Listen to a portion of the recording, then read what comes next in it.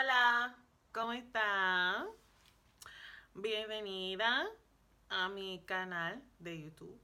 ¿Cómo se dice YouTube channel? I should have learned this from the last time, right? Anyway, so today we're going to be talking about 8 ways to seem more fluent when you're talking to natives, okay?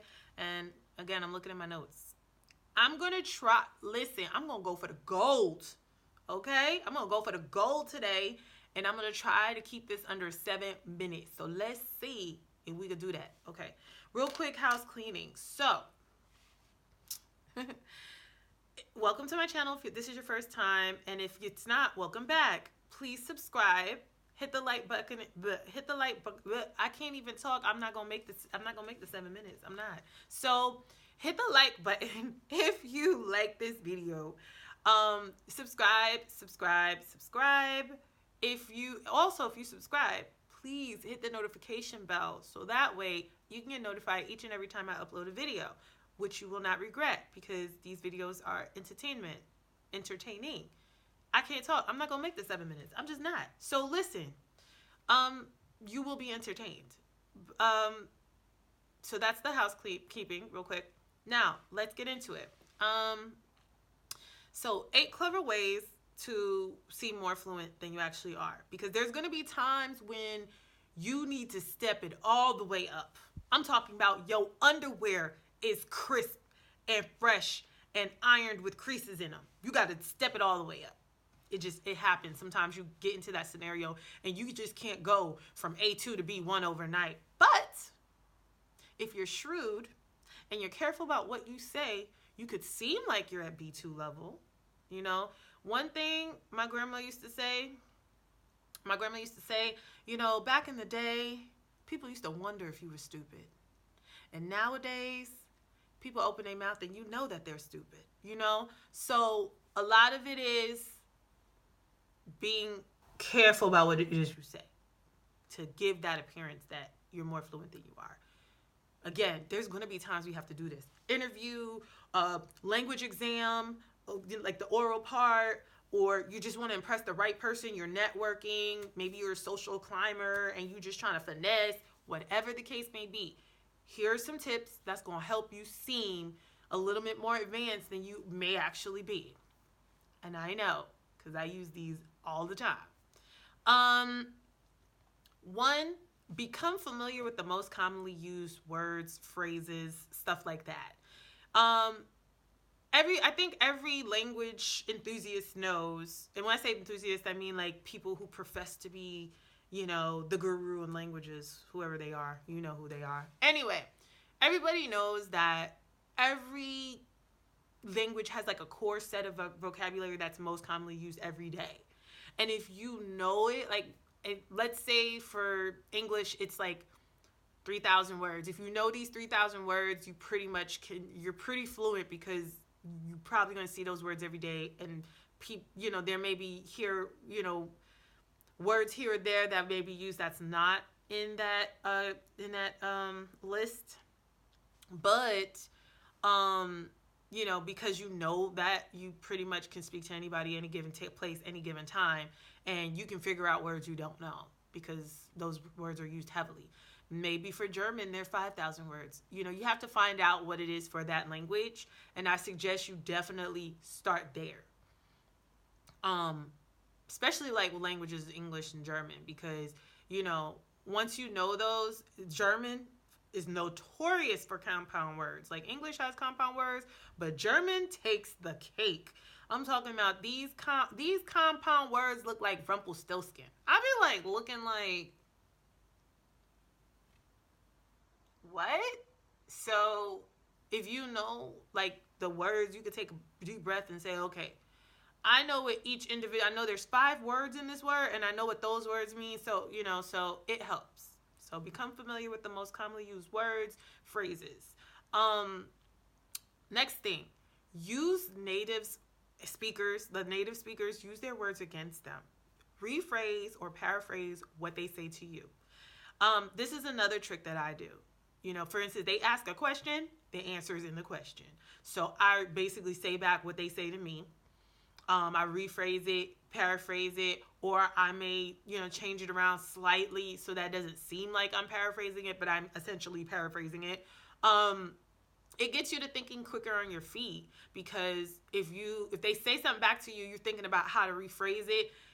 Once you do that a couple times, you start feeling a little bit more comfortable with spontaneously responding to them. And I'm speaking from experience. So, and then you start understanding like the proper context and the usage of new words and you come across fluent. Because if you're learning a new word that they're asking you a question and the words in the question and you paraphrasing it, so now you're saying it back to them, you're getting the practice of saying that word in a sentence back to them.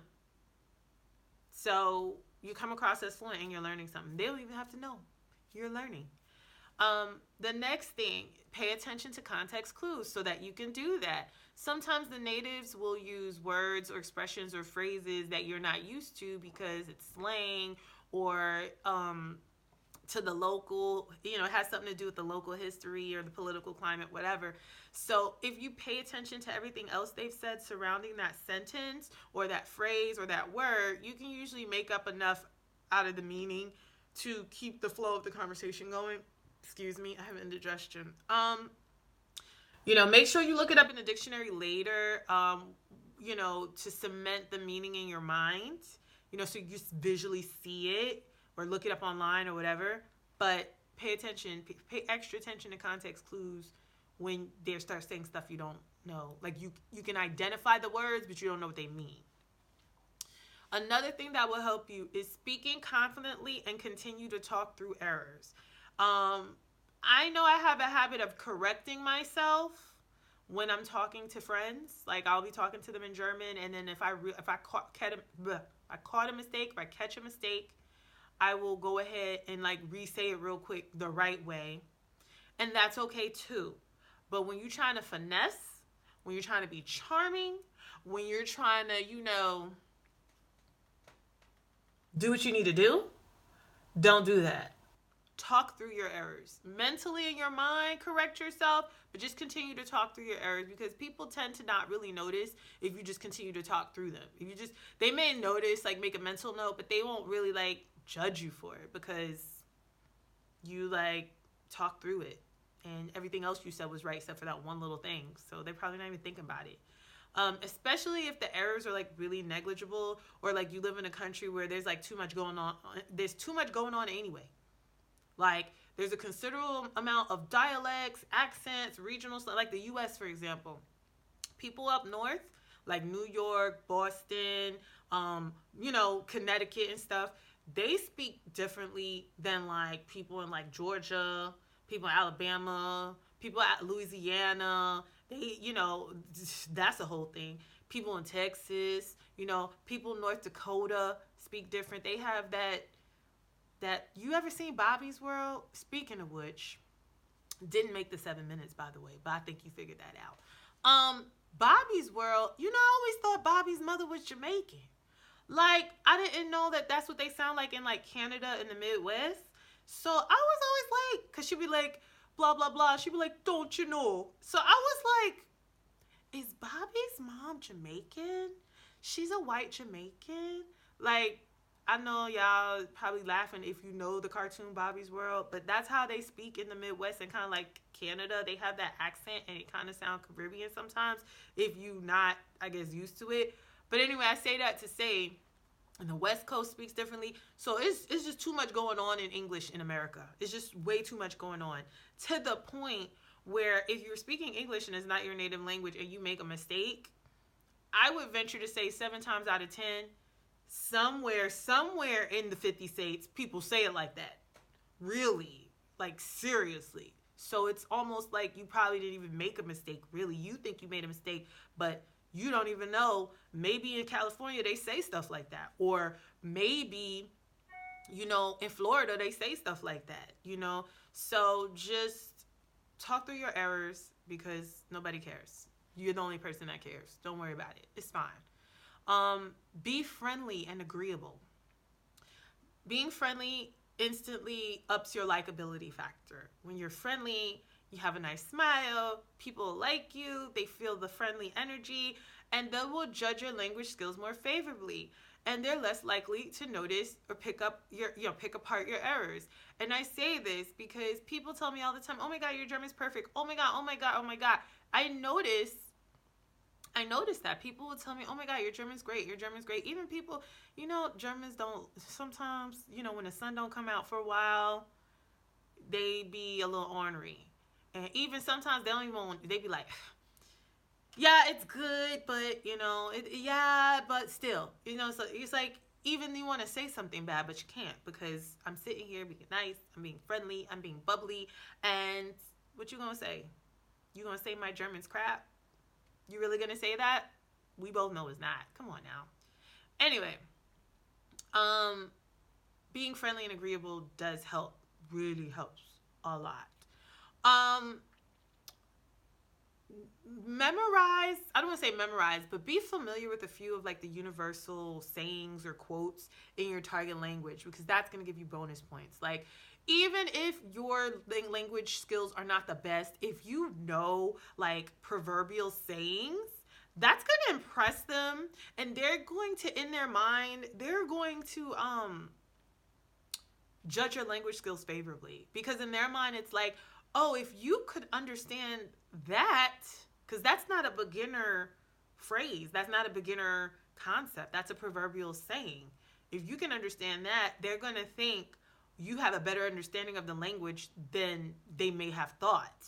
So that will impress them. Learn something. Like, for instance, I think one of the things I know, I be forgetting, like, as quick as I learn them, I forget them. But I think it was one, it's like in German, it's like, es gibt kein falsche Kleidung, sondern, es gibt kein falsches Wetter, sondern die falsche Kleidung, which means there's no such thing as bad weather, just the wrong clothes. It means you wasn't prepared.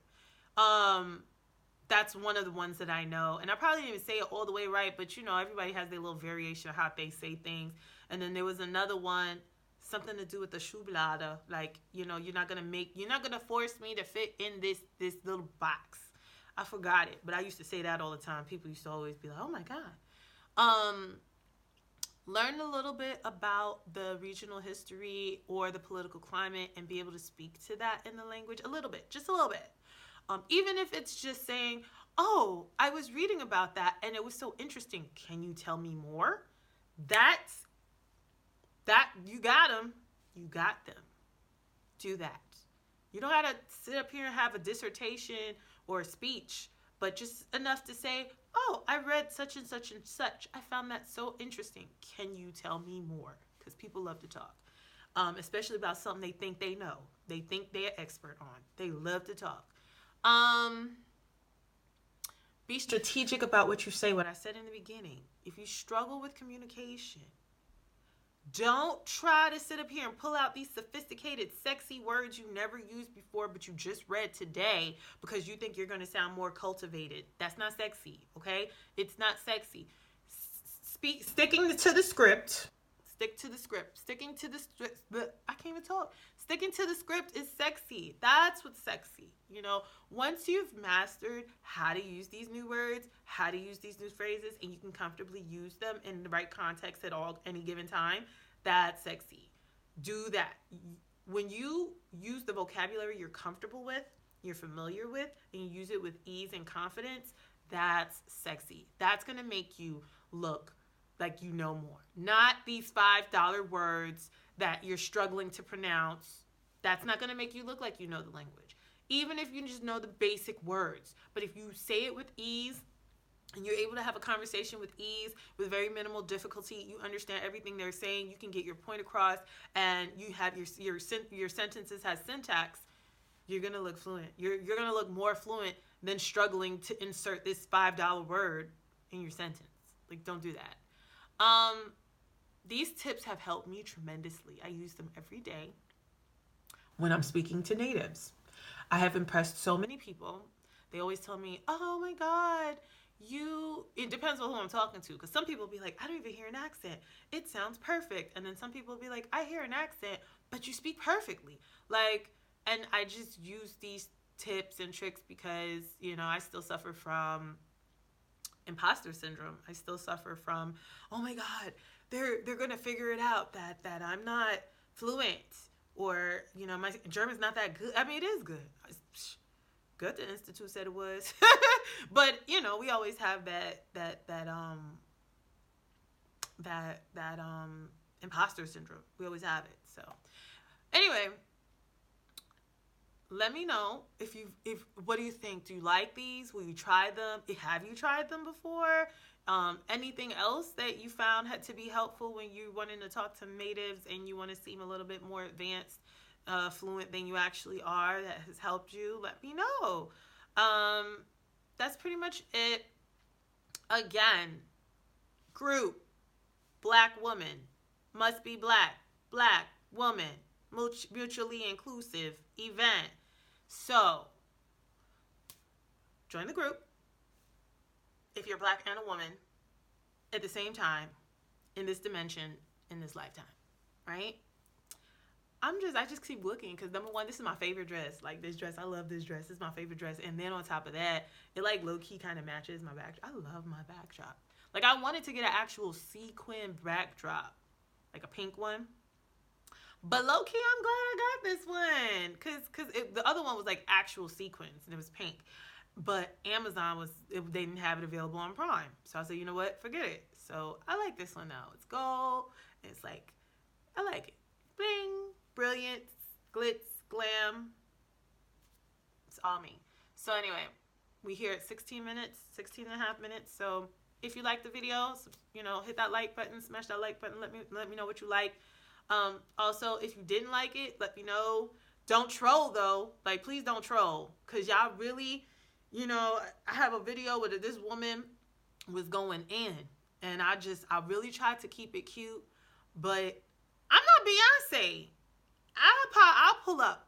I don't got a car no more, but I'll pull up on my bike. Okay? You don't know me. Don't troll. Okay? So anyway, I say that to say, I want to give you guys valuable feedback. I want you to give me valuable feedback. I want to give you guys valuable information that's going to help you, that's going to, encourage you, whatever the case may be. So let me know. That's pretty much it. All of the links are going to be in the description box below. I'm so glad. Thank you so much for your attention. I appreciate you guys. Thanks for watching. Thanks for all of you that subscribed. I was looking the other day because I was just curious how many subscribers I had, and it said I had 200 something. I was like, 200 and some people actually care what I have to say? Wow. Thanks. And, I'm sure there's more. They just haven't found me yet. So this will be the year they find me. Sprinkle your fairy dust on me. So you guys make it a great one, and I'll see you in the next video. Besitos. Language, bae.